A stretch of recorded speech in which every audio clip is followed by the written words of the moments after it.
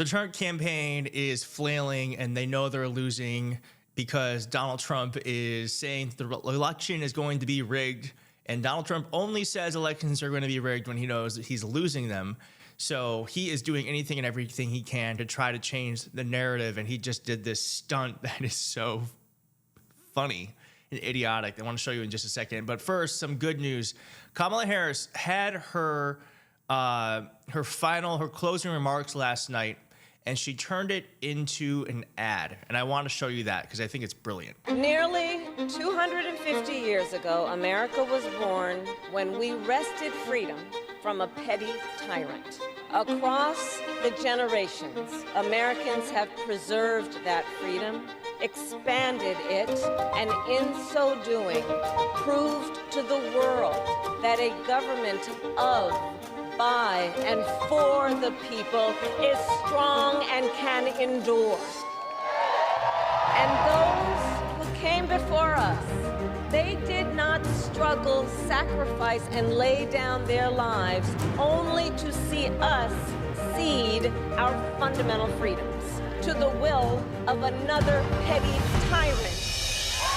So America, in 7 days, we have the power to turn the page and start writing the next chapter in the most extraordinary story ever told. Wow. Really good. Really, really good. So I want to talk a little bit about that moment from yesterday, and then we'll get into Trump's disaster today. JVL from The Bulwark actually wrote a really good synopsis on Threads that I want to read to you because I just thought it really encapsulated. I thought a really smart take on why last night scared Trump and why it was also really meaningful. Okay, he says, Trump understands power generally, but specifically he has an intuitive understanding of two types of power. The power of popular support and the power of image, which is why Kamala Harris's rally last night scared the crap out of him. Trump was pleased with himself for putting 20,000 people in Madison Square Garden, but Harris brought 75,000 people into the ellipse. That's 50,000 more than Trump turned out on January 6th. Actually, estimates say about 15,000 came out on January 6th, so it's even more than that. Then there were the optics itself, and this is something that I really hadn't thought about. Trump's Madison Square Garden rally looked like it was set designed by the same people who made the Nobody Beats the Wiz commercials. I don't know what that means, but it was not well designed.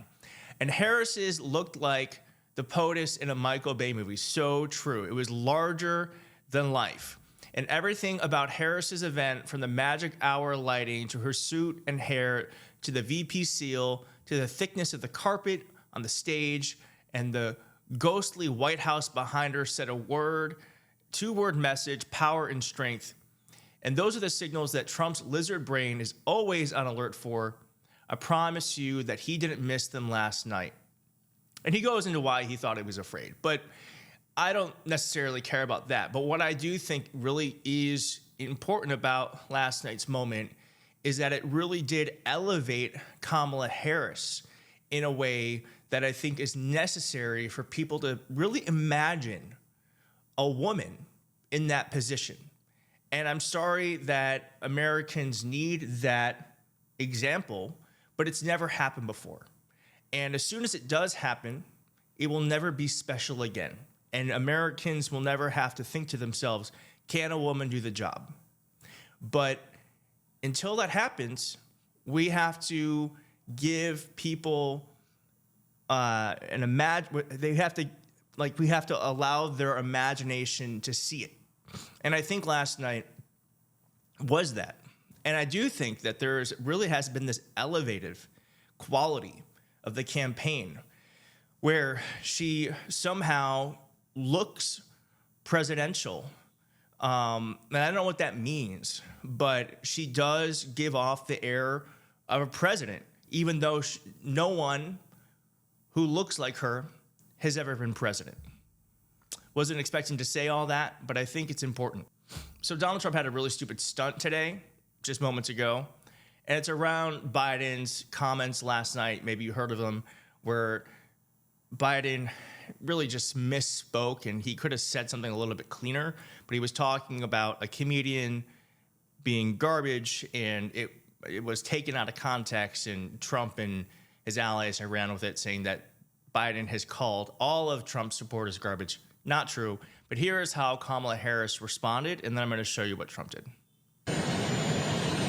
Listen, I think that, first of all, he clarified his comments, but let me be clear. I strongly disagree with any criticism of people based on who they vote for. You heard my speech last night and continuously throughout my career. I believe that the work that I do is about representing all the people, whether they support me or not.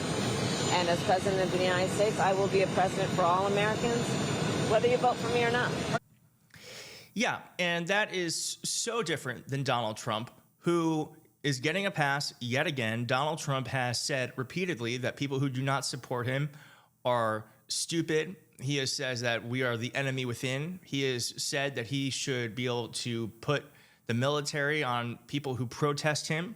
So it's just like the incongruity between the way that the press reacts to President Biden's poor choice of wording versus Donald Trump's clear and present danger to all of us. Whatever.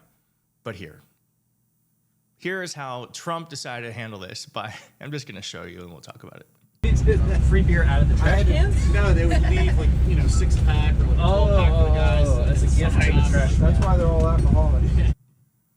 He put the Trump logo. He's in this garbage truck. The Trump logo and American flag on a garbage truck. That's how they decided to handle this moment. By putting the Trump logo, imagine putting the Trump logo on a trash bag. What sense does this make? And then he took questions